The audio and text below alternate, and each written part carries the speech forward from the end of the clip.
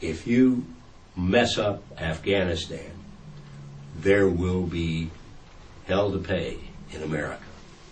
And while we're talking about health care, while we're talking about cap and tax, if we are hit again and even again by Al-Qaeda, nobody's going to worry about health care. They're going to worry about staying alive.